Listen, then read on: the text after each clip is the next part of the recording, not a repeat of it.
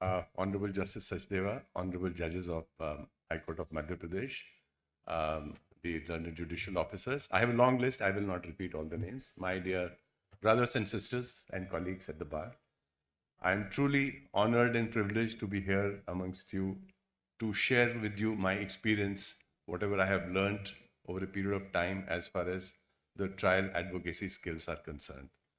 This is a program which is not going to be about any substantive law or procedural law. So I'm not going to be talking to you about any sections of law. Let me tell you, all of us are exposed to examination in chief and cross-examination since our childhood. So when you have a fight with your sibling, your parents ask you, "Kya hua? Kisne mara?" So that's where the examination in chief begins. And as you grow up, you come late from the school, you are asked, "Kahan the? Itni der kyun ho gayi?" So there is an examination in chief going on. And as you grow older and you're working, and I'm saying in a lighter vein, and you come back home after dinner and somebody's already waiting for you for dinner, you are told, "Aaj phir khana kha ke aayoge bahar." So that's a cross-examination. So there is a difference when information was sought from you, कि कहाँ थे, इतनी देर क्यों हो गई, to a suggestion कि बाहर खाना खा के आए होगे आज. That means something is being conveyed to you and you are being asked to say yes or no.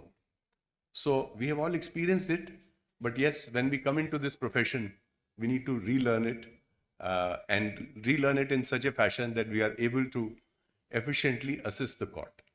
You see, the skills are all about us being efficient because the judges are the consumers of our skills. हम जो भी court में काम करते हैं, ultimately हमारा उद्देश्य ये होता है कि जजेस को कोर्ट को असिस्ट करें, और जितना एफिशिएंट हम होंगे उतनी ही एफिशिएंट हम अपनी कोर्ट को बना पाएंगे. सो ये जो स्किल्स हैं, इसका एम यही है कि हम अपने आप को एफिशिएंट बनाएं. We learn this skill so that we are able to help in administration of justice. I have a small presentation that I wish to present before you.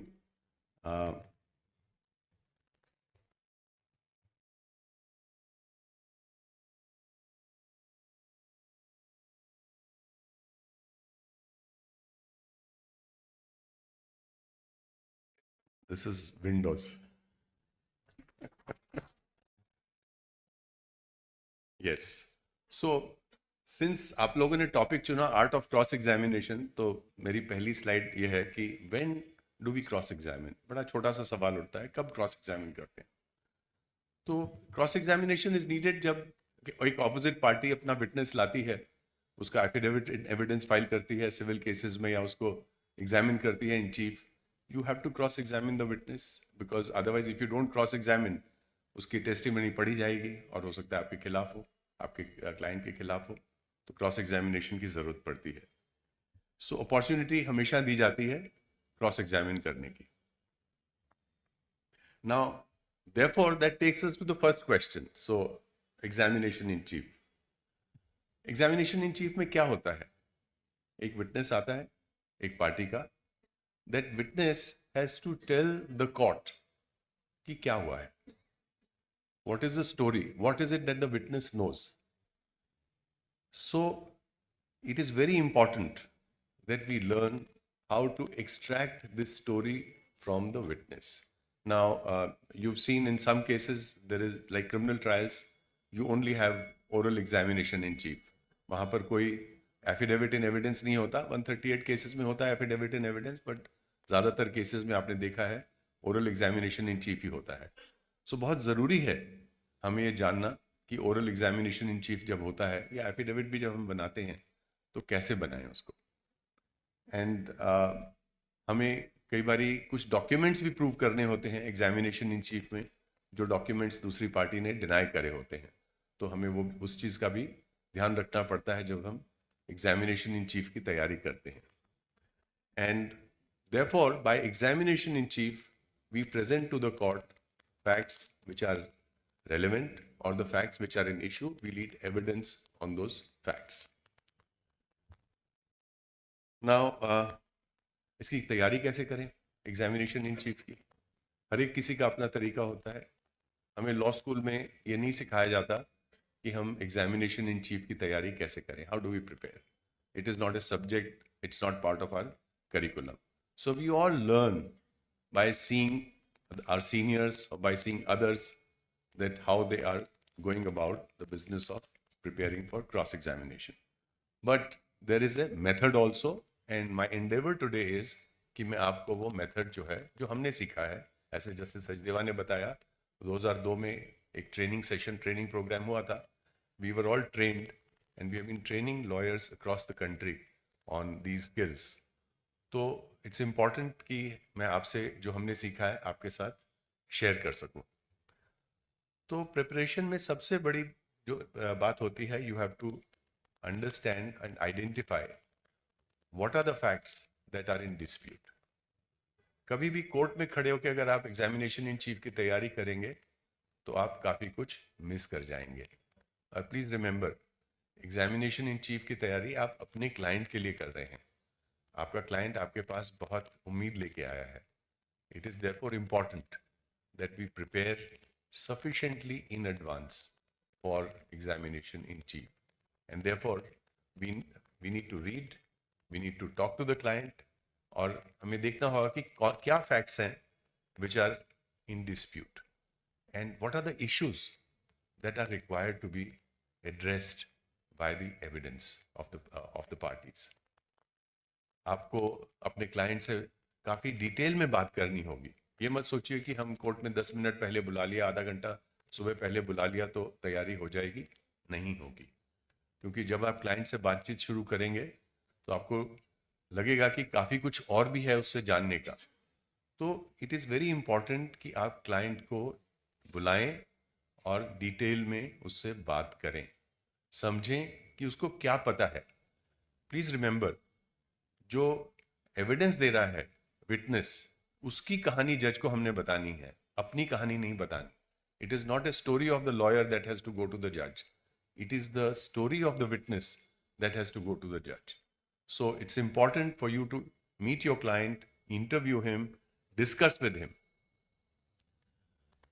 Identify the documents कि कौन से documents हैं जो उस witness से हमने prove कराने हैं. अगर आप कोई ऐसा डॉक्यूमेंट उस विटनेस को दिखाएंगे जो उसने कभी देखा ही नहीं होगा तो वो क्रॉस एग्जामिनेशन ही नहीं स्टैंड कर पाएगा और विटनेस आपका डॉक्यूमेंट कभी प्रूव ही नहीं होगा. So it's important to know in advance. You know, preparation is a very important part of our skills, not only for trial but even otherwise. And then आपके जो विटनेस की story है उसको आपको डिफरेंट टॉपिक्स में divide करना होगा. I tell you how. आप सब ने नॉवेल्स पढ़े होंगे, कहानियां पढ़ी होंगी. Some novels are very thick, some are thin. So novels also have different chapters, chapter 1, chapter 2, chapter 3. कुछ नॉवेल जब आप पढ़ते हैं तो एक बार आप पढ़ना शुरू करते हैं तो आखिर के चैप्टर तक आप छोड़ना नहीं चाहते, चाहे रात के 2 बज जाए. और कुछ नॉवेल्स ऐसे होते हैं जो आप उठाते हैं और 10 मिनट में कहते हैं बहुत बोर हो गए. क्यों होता है ऐसे? एक स्टोरी है जो चलती है और आपको बांध के रखती है. You feel so good, you read that story, it is consistent, it is flowing and it is taking you to a logical end. और कुछ स्टोरीज ऐसी होती हैं जो आप कुछ पेज पढ़ने के बाद कहते हैं पता नहीं क्या लिखा है. सो इमेजिन आपका एग्जामिनेशन इन चीफ आपने कराया. That statement is there before the जज sitting in chamber when he has to write a judgement and he is not able to understand कि बोला क्या है विटनेस ने, समझ ही नहीं आ रहा. तो क्या होगा? If you are not able to explain to the जज through the testimony of your witness कि आपके क्लाइंट का केस क्या है, तो आप अपनी चीज साबित ही नहीं कर पाएंगे, प्रूव नहीं कर पाएंगे, and it lead to dismissal और rejection of your case. So it's important for us to think of the story. I tell you, आज मैं सुबह दिल्ली से आया हूं. सुबह मेरी फ्लाइट थी 10 बजे, 12 बजे जबलपुर में लैंड करी है. उसके बाद मैं होटल गया, वहाँ पर मैंने लंच किया, उसके बाद थोड़ी तैयारी करी शाम की, फिर मैं हाई कोर्ट में आया. तो इस पूरी कहानी में आपने देखा there are chapters, there are topics. कि दिल्ली से चला, यहाँ पहुँचा, होटल गया, खाना खाया, तैयारी करी, हाई कोर्ट आया। अगर ये स्टोरी आप लिखें कि आप अगर विटनेस से पूछें कि भाई आप हाई कोर्ट कितने बजे पहुंचे थे, 4 बजे पहुंचे थे, सुबह दिल्ली से कितने बजे चले थे, 10 बजे चले थे, तो क्या हो रहा है, एक लॉपसाइडेड स्टोरी सामने आ रही है, फ्लो नहीं करेगी वो स्टोरी। सो कोई भी विटनेस का जिसका आपने बयान करना हो, after you have understood the story, you need to divide it into chapters or topics, and those topics are best divided time wise, कि अगर आप टाइम एलोकेट कर दें कि इस दिन इस वक्त की ये बात है, उसका क्या बयान हो सकता है, उसके बाद क्या रेलेवेंट टाइम है, क्या रेलेवेंट डेट है, उसका क्या बयान हो सकता है, the story will move from topic to topic and chapter to chapter. And जो पढ़ेंगे, जब कोर्ट में जज पढ़ेंगे, तो उनको भी लगेगा कि हाँ, ये वाकया हुआ है इस तरह से, जो भी whatever is the statement you want the जज टू बिलीव इन, वो उस तरह से उसको समझ सकेंगे।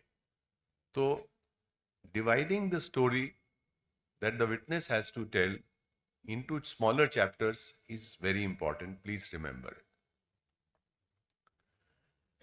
Now, अगर आप oral examination कर रहे हैं, तो once you know कि ये story के ये chapters हैं, chapter 1 से chapter 5 तक, तो pick up one topic, pick up one chapter, उस पर सवाल पूछिए, और वो chapter जब खत्म हो जाए, तब दूसरे उस पर जाइए, next chapter पर। उसका एक फायदा और भी है, देखिए जो witness आया है, उसकी तो आप बीती है, उसके साथ घटना हुई है, उसको पता है।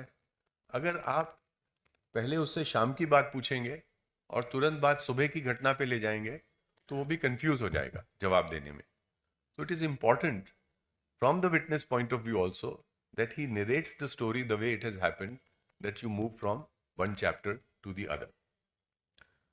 अब सवाल ये उठता है कि हमने कई बार देखा है कोर्ट में कि जब सवाल पूछते हैं तो हम बहुत लंबा सा सवाल पूछ लेते हैं कि जब आप शाम को हाई कोर्ट आए थे, उसके पहले आप होटल में थे, सुबह दिल्ली से चले थे, कितने बजे थे, काफ़ी सारी चीज़ें आ गई इसमें, इस सवाल में। तो विटनेस जो है वो हो सकता है कंफ्यूज हो जाए, और जो जवाब आएगा वो गार्बल्ड होगा, हो सकता है कोर्ट को भी ना समझ में आए वो जवाब।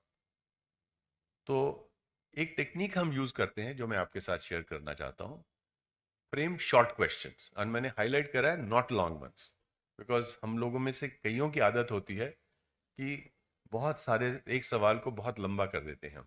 और लंबा क्यों होता है, उसका कारण है, अगर एक सवाल में कई सारे फैक्ट्स हम रोल इन कर दें, मिक्स कर दें, तो वो सवाल लंबा हो जाएगा।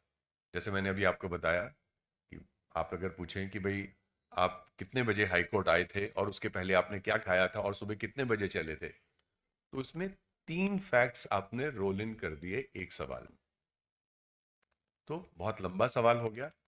विटनेस हो सकता है कहीं कंफ्यूज होके कुछ डिफरेंट जवाब दे दे, सही जवाब ना दे, और ऐसा जवाब दे दे जो शायद गलत हो। तो उसको how to avoid this situation, the best way is frame short questions. Short question क्या होता है कि जिस क्वेश्चन में आप सिर्फ एक ही फैक्ट एक बारी में विटनेस से पूछते हैं, आप सुबह कितने बजे चले थे, 10 बजे। कितने बजे पहुंचे थे, 12 बजे। तो क्या हुआ, एक सवाल में एक बार में एक ही फैक्ट पूछा गया है। सो वंस आप इस हैबिट को अपना लेंगे कि एक क्वेश्चन में शॉर्ट क्वेश्चन होगा, एक ही फैक्ट आप एक बारी में पूछेंगे, तो जो स्टोरी है वो बड़ी अच्छे से सामने आ जाएगी, वो घुमावदार स्टोरी नहीं होगी जिसमें समझने में भी दिक्कत हो। और फिर एक और टेक्निक यूज करते हैं हम बोलते हैं link the questions to previous answer. So कैसे करते हैं मैं आपको बताता हूं। मान लीजिए आपने सवाल पूछा कि आप कितने बजे सुबह दिल्ली से चले थे, हमने जवाब दिया 10 बजे चले थे। तो अब हम आपके पास एक जवाब आ गया कि 10 बजे दिल्ली से चले थे। तो अगला सवाल ये होता है कि जब आप दिल्ली से 10 बजे चले तो आप कितने बजे पहुंचे। तो एक आपने पिछले सवाल को लिंक करते हुए अगला सवाल पूछ दिया, तो जवाब आया 12 बजे पहुंचे। तो जब आप 12 बजे पहुंचे जबलपुर पे, तो वहां से कहां गए। सो what you are doing is you are linking the previous answer to the next question. उससे क्या हो रहा है कि आपकी स्टोरी भी कंसिस्टेंट बनती जा रही है। जैसे मैंने आपको बताया था, एक टॉपिक आपने पकड़ा तो एक स्टोरी कंसिस्टेंट आपकी बन जाएगी उस टॉपिक पर, अगर आप अपने जवाब को, अपना अगले सवाल को पिछले जवाब से लिंक करेंगे तो। ऑफकोर्स जब आप नए चैप्टर में जाएंगे तो आपको नए सवाल पूछना पड़ेगा, but this is a good idea. और उसमें क्या होगा कि आप भी जो है, जब आप सवाल पूछेंगे तो you will also not lose track of what you are asking. And of course हम सब ने देखा है किसी समय, at some point of time और द अदर, कि हम एग्जामिनेशन इन चीफ में सवाल पूछते हैं विटनेस से, या तो कोर्ट से ऑब्जेक्शन आ जाती है या ऑपोजिट साइड से ऑब्जेक्शन आ जाती है leading question. So leading question तो आप पूछ नहीं सकते एग्जामिनेशन इन चीफ में, एंड दैट्स अ चैलेंज कि हम कैसे अवॉइड करें। And as justice Sachdeva said, leading questions वो होते हैं जिसमें you have an answer, and leading questions are not allowed in examination in chief. तो हम कैसे सवाल बनाएं जिससे कि वो सवाल जो है हमारा लीडिंग क्वेश्चन ना रहे, तो उसकी एक टेक्निक है जो मैं आपको बताना चाहता हूं। वो टेक्निक ये है कि अगर आपका प्रश्न जो है उसके शुरू में आप लगा दें what, when, where, why, how, describe, explain, तो आपका जो प्रश्न है वो एक ओपन एंडेड सवाल रहेगा, क्योंकि उस सवाल में जवाब नहीं छुपा होगा। जैसे मैं आपसे पूछता हूं what is the colour of your shirt, तो मैंने सवाल किससे शुरू किया? व्हाट से शुरू किया। शर्ट का कलर मैंने उनसे पूछा है, मैंने नहीं बताया उनको। तो क्या सवाल था? What is the colour of your shirt, तो वहां से जवाब आएगा white. So the witness has answered, because in examination in chief, the judge wants to know what witness has seen, what witness has suffered. Judge does not want to know in examination in chief what you want to tell the witness. So please remember, ये बहुत important distinction है। और examination in chief में आपका सवाल leading question ना बने, उसके लिए आप ये जो मैं आपको प्रीफिक्स बता रहा हूं, व्हाट, व्हेन, वेयर, व्हाई, आप अभी थोड़ी देर में हम एक एक्सरसाइज भी करने वाले हैं जहां आपको मैं रिक्वेस्ट करूंगा आपको कुछ ये टेक्निक यूज करने के लिए। तो यू विल रियलाइज कि जब आप what, when, where, high, why etcetera लगाते हैं तो वो सवाल जो है वो लीडिंग क्वेश्चन नहीं होता है, बिकॉज द आंसर और द रिस्पॉन्स और information is coming from the witness, you are not supplying the information. ठीक है, let's move forward. Now we move to the next chapter, cross-examination. Why do we cross-examine? So the two important things, of course, there could be other reasons. One is cross-examination is done to undermine the credibility of the witness. आप ये साबित करना चाहते हैं कि ये witness तो विश्वास करने लायक है ही नहीं, झूठ बोल रहा है witness, या आप उस witness से कुछ ऐसी चीज निकलवाना चाहते हैं जो आपको सपोर्ट करे।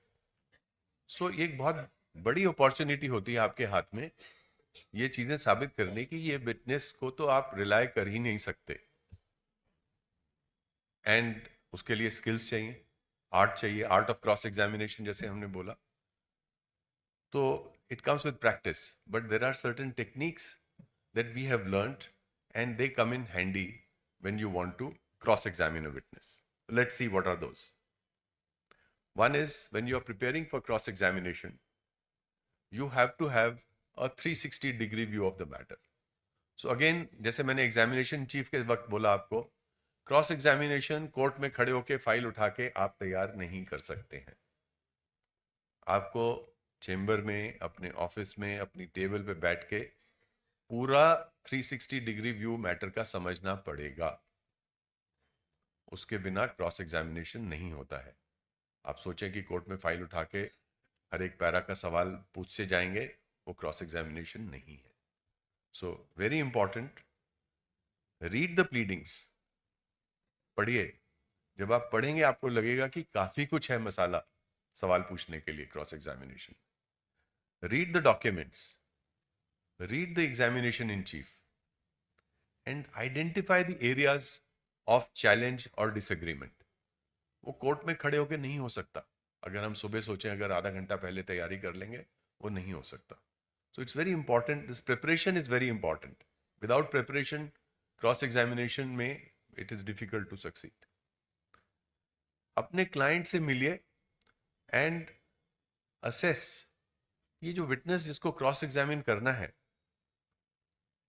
उसके किस टेस्टिमनी को, किस एग्जामिनेशन इन चीफ में उसने जो बात बोली है उसको हम पकड़ सकते हैं, गलत बोला है उसने या उसमें उसने कोई बात छुपाई है ना. ये सब चीजें आप कोर्ट में 2 मिनट में 10 मिनट में नहीं कर सकते. इसके लिए आपको आराम से बैठ के तैयारी करनी होगी और अपने क्लाइंट से पूछना होगा कि ये बताओ ये बोल रहा है इसमें. And you get information. Let me tell you out of experience I can tell you, when you sit down with clients and probe them and find out from them, they actually come out कि अरे हाँ मैं भूल गया था, ये भी हुआ था. So it requires deliberation also, and then you need to identify what you need to achieve considering the scope of witness examination in chief. जरूरी नहीं है कि उसने जो कुछ बोला है उस पर ही आप सब कुछ हर एक सेंटेंस पर आप उसको क्रॉस एग्जामिन करें, but you need to identify कि उसका किस एरिया है, क्या उसका टेस्टिमनी का एरिया है जिसमें हमें उसको क्रॉस एग्जामिन करना है. So preparation I will emphasise is very important for our practice. Then again what are the techniques for cross examination. So short questions. घर पहुंचे, सवाल क्या होता है, आज फिर बाहर खा के आए हो, तो शॉर्ट क्वेश्चन, पॉइंटेड क्वेश्चन, कोई स्कोप नहीं है उसमें कुछ और चीज होने का. So short question, put the witness at ease. जैसे जैसे सचदेवा ने बताया कि आराम से थोड़ा चलो, क्योंकि जो विटनेस ऑपोजिट साइड का होता है उसको ये बताया गया होता है कि वकील साहब आपसे जो भी पूछेंगे आपको मना करना है. तो वो जब शुरू में आता है तो इस पूरी तैयारी से आता है कि मुझे सब कुछ डिनाई करना है. आप उससे पूछेंगे बाहर धूप निकली है तो कहेगा नहीं बादल छाए हुए, तो इतना भी बोलने को तैयार होगा वो. तो उसको थोड़ा पुट हिम एट ईज. सवाल पूछो, भाई कहाँ पढ़े आप, कहाँ पैदा हुए, किधर हुआ, जो भी 2-4 सवाल प्रिलिमिनरी. तो उसको लगेगा इनको तो कुछ आता नहीं है, and then you know he is at ease. Then you can go for the kill. But आप सीधा ही अटैक शुरू कर देंगे तो बहुत डिफेंसिव होगा, गार्ड पे होगा और शायद आपको उतना कोऑपरेशन नहीं मिलेगा. So it's very important for you to understand कि पुट हिम एट ईज. वो बहुत डिफेंसिव होके आया होगा, तैयारी करके आया होगा कि मुझे हर चीज को डिनाई करना है, तो उसको थोड़ा let him lose his guard also. That is important. Ask leading questions. Now why do we say ask leading questions? देखिए, हमने अभी तक देखा था एग्जामिनेशन इन चीफ में व्हेन, वेयर, व्हाट, व्हेन आप सब सवाल पूछेंगे तो आपको विटनेस से इंफॉर्मेशन मिलेगी. पर क्रॉस एग्जामिनेशन में हमें विटनेस से इंफॉर्मेशन नहीं चाहिए. क्रॉस एग्जामिनेशन में तो हमें विटनेस को बताना है या सवाल ऐसा करना है कि वो या तो हाँ में जवाब दे या ना में जवाब दे, जो आप चाहते हैं. राइट? अगर मैं फॉर इंस्टेंस मैं आपसे पूछूं कि पहले मैंने पूछा what is the colour of your shirt, तो जवाब आया my shirt is white in colour. तो विटनेस ने काफी सारी इंफॉर्मेशन दे दी मुझे. पर अब मैं सोचता हूं कि मैं विटनेस को इतना बोलने का मौका नहीं देना चाहता, विटनेस को मैं भटकने नहीं देना चाहता. Witness must remain confined to what I want him to say. So I will say, is it correct that your shirt is white in colour? तो विटनेस क्या बोलेगा? यस. अगर वाइट कलर की शर्ट है तो उसको चॉइस नहीं दी हमने. So this is a leading question which does not give the witness a choice to say beyond yes or no, depending upon what you want from him. So leading questions, you know, how to ask leading questions again is a very important technique.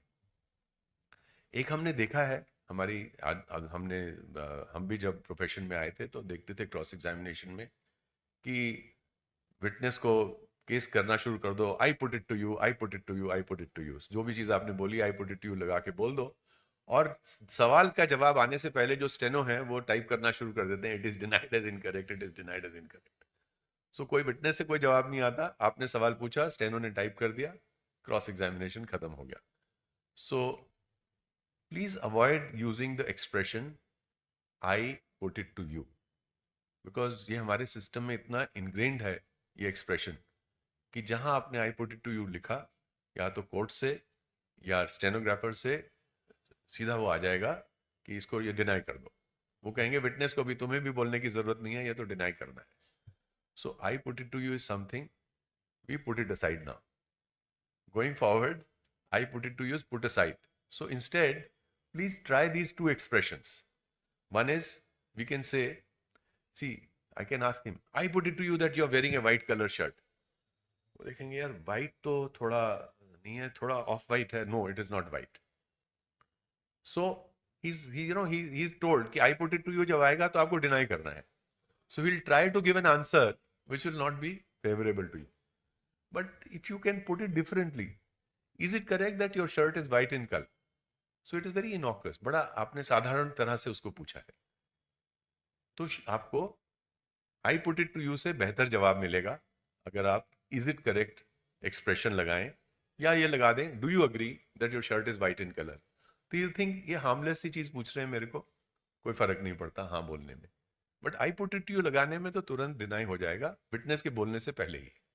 सो ये please आप note कर लीजिए, this is very important. If you can avoid it and start using different expressions, it will definitely help us. Then हम एक और technique use करते हैं, we call it ring fence the witness. Witness के escape route बंद करने का. तो कई बार सिचुएशन होती है कि विटनेस जो है वो भागने की कोशिश करता है जब आप उससे सवाल पूछते हैं जहां उसके पास जवाब नहीं होता है. तो अगर हम उसके भागने के जो रास्ते हैं एक एक करके बंद करते जाएं, तो विटनेस के पास कोई चारा नहीं होगा बजाय इसके कि वो आपकी बात का जवाब दे. मैं आपको छोटा सा उदाहरण देता हूं. एक आर्बिट्रेशन में डिस्प्यूट था मैनेजमेंट का रिलेटेड, शेयर होल्डर रिलेटेड, और एक पार्टी कह रही थी कि तुमने ठीक काम नहीं किया, कंपनी ठीक से नहीं चलाई. दूसरी पार्टी का कहना था कि भाई हमने क्या, कंपनी तो तुम ही चला रहे थे, जो कंपनी का जो फैक्ट्री मैनेजर था जो प्रोडक्शन देखता था वो भी तुमने अपॉइंट करा था. तो उसने कहा नहीं नहीं ये तो आपकी सलाह से अपॉइंट हुआ था. तो ये सब बात हुई, खत्म हो गई. थोड़ी देर बाद हमने सवाल पूछा, और ये हमें कैसे पता लगा कि जब हम बात कर रहे थे क्लाइंट से क्रॉस एग्जामिनेशन के लिए, तो ये इन्फॉर्मेशन हमारे पास आई कि जो फैक्ट्री मैनेजर था, ये हम जब ये डिस्प्यूट हुआ उसके बाद ये छोड़ के उस व्यक्ति के पास चला गया जो कह रहा था कि फैक्ट्री मैनेजर यूजलेस था. तो देखिए कितना इंपॉर्टेंट हमें information milli.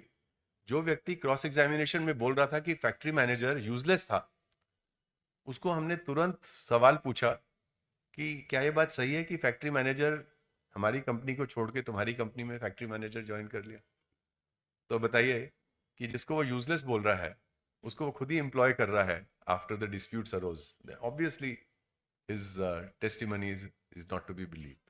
So you have to block all the ways for the witness to escape. Justice Lucia sir ने भी mention बताया था हमें, avoid asking questions on a subject where you don't know the answer. तो अगर आपको नहीं पता कि क्या जवाब मिलने वाला है तो बहुत बड़ा रिस्क ले रहे हैं आप. इन क्रॉस एग्जामिनेशन हो सकता है आप दूसरी पार्टी का केस ही साबित कर दें ऐसा सवाल पूछ के. तो प्लीज अवॉइड ऐसा सवाल ना पूछें जिसका आपको ही जवाब ना पता हो. जवाब आपको कैसे पता होगा? आपने अपने क्लाइंट से मिले होंगे, तैयारी करी होगी, तो क्लाइंट आपका बताएगा कि हाँ इसका मेरे पास जवाब है ही नहीं कोई. तो ऐसे एरिया में हम ना जाएं जहां हमें जवाब ही नहीं पता कि क्या जवाब मिल सकता है. बहुत इंपॉर्टेंट चीज है ये. इट्स ए ह्यूज रिस्क अगर हम ऐसे एरिया में जाते हैं. Avoid repetition if you have not received the desired answer. Right? Justice Sachdeva ने बताया कि पहले इंस्टेंस में वो दरवाजे पे खड़ा था, फिर दूसरे इंस्टेंस में वो खिड़की पे था, तीसरे इंस्टेंस में चारपाई में बैठा हुआ था या कुर्सी पे बैठा हुआ था. तो एक तो हुआ कि विटनेस समझ गया कि कहीं कुछ गड़बड़ है. आपको अपने मन का आंसर नहीं मिला शायद. There could be another situation. आप शायद ये सोच रहे बताना चाह रहे हो कि विटनेस तो बाहर खड़ा था, तो आप बार बार उस सवाल को रिपीट कर रहे हैं कि शायद ये बोल दे मैं बाहर खड़ा था, बट वो नहीं बोलेगा. तो रिपीटिशन जो है कई बार डैमेज भी कर सकती है हमारा केस अगर हम सवाल को रिपीट करते हैं. Then sorry, yes, then the last thing here is know when to stop. It may undo what you have achieved. So as Justice Sachdeva's example that he gave, that दरवाजे पे, खिड़की पे, उसके बाद चारपाई पर या कुर्सी पर. तो आपको अगर पहला सवाल ठीक मिल गया तो आप वहां से भाग लीजिए, उस डायरेक्शन में दोबारा जाइए ही मत. आपको मिल गया जो आपको चाहिए था. कई बार हम होता क्या है कि हम कहते हैं अच्छा इसने ये बोल दिया, इसको और सीमेंट करते हैं. तो कई लोग हम देखा है पूछते हैं कि are you sure you were there at the door. तो विटनेस समझ जाएगा कि कुछ गड़बड़ है. तो आर यू श्योर हमें नहीं पूछना है. अगर हमें एक बार जवाब मिल गया तो आप बिल्कुल उस दिशा से निकल के दूसरी तरफ जाइए. वहां पे हमें नहीं रहना है. कहीं और किसी और टॉपिक पे चले जाइए, किसी और चैप्टर पे चले जाइए. क्योंकि क्रॉस एग्जामिनेशन में ऐसा नहीं है कि आपको टॉपिक बाय टॉपिक ही जाना है. You can move from east to west in no time without having to complete one topic. अगर आपने कुछ अचीव कर लिया है तो उसको वहीं छोड़िए और दूसरी तरफ जाइए. That's important. देन कई बार एज जैसे सचदेवा मेंशन्ड कि विटनेस को कन्फ्रंट करना होता है, उसने पहले कुछ स्टेटमेंट दिया होता है. तो एक टेक्निक है इसको भी इस्तेमाल करने की. थोड़ा आप इसको इस्तेमाल करेंगे अपनी प्रैक्टिस में तो आप समझ जाएंगे कि इसको कितनी इफेक्टिवली आप यूज कर सकते हैं. हमने देखा है कई बार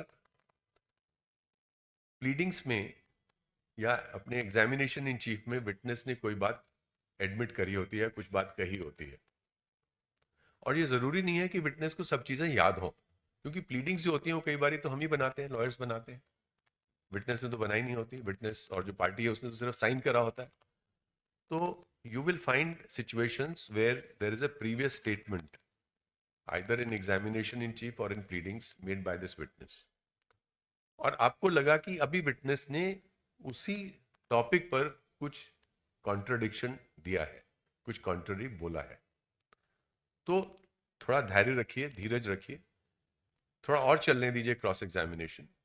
and then you ask him कि पिछला वाला स्टेटमेंट दिखाइए जो प्लीडिंग्स में है, जो एग्जामिनेशन इन चीफ में है, कि भाई ये देखिए आपने ये प्लेंट साइन करी थी, वेरीफाई आपने ही करा था, जिसमें स्टेटमेंट भी है.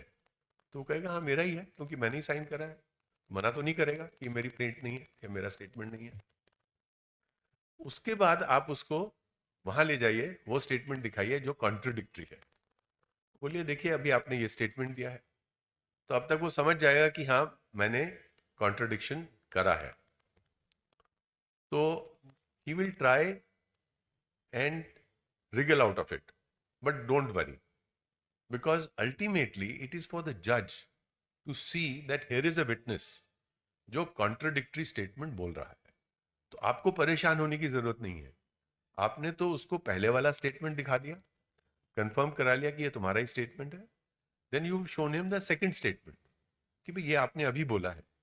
Then you just need to tell him that look, your statement given earlier was to mislead the court. Now you've done your job. Uske baad court will draw an inference against that witness. You don't have to worry about it. So we call it 4 C's: credit, contrast, credit, confirm, contrast, credit, commit, contrast, confront. ठीक है, technical बातों में नहीं जाना चाहता मैं. अब कुछ डोंट्स बहुत इंपॉर्टेंट है. Do not argue with the witness. हम लोग कई बार बहस करने लग जाते हैं विटनेस से. Why should we argue with the witness? हमें तो सवाल पूछना है और जवाब लेना है. तो विटनेस के साथ आर्ग्यूमेंट करने में आप अपना फोकस लूज करेंगे. विटनेस हो सकता है थोड़ा क्लेवर हो जाए, उस प्रोसेस में समझ जाए कि आपको क्या चाहिए था जो आपको नहीं मिला, इसलिए आप उससे आर्ग्यू कर रहे हैं. तो please avoid, don't argue with the witness. Do not interrupt the witness. कई बार हमें लगता है कि विटनेस जो है हमारे खिलाफ बोल रहा है, इसको ही रोक देते हैं. But one, the court will not allow you. Court will say let the witness complete. और दूसरा, I can tell you out of experience, जो विटनेस ज्यादा बोलते हैं वो कई बार आपको बहुत इंपॉर्टेंट चीज भी बता जाते हैं. which will give you further inputs to ask further questions. So let him speak. Let him speak. And third, do not ask for opinion, because witness जो है हम उसकी ओपिनियन नहीं मांग रहे. विटनेस ऑफ फैक्ट है, उसकी ओपिनियन से हमें क्या लेना देना. तो ओपिनियन हमें नहीं चाहिए विटनेस की. And with that, I will end my presentation.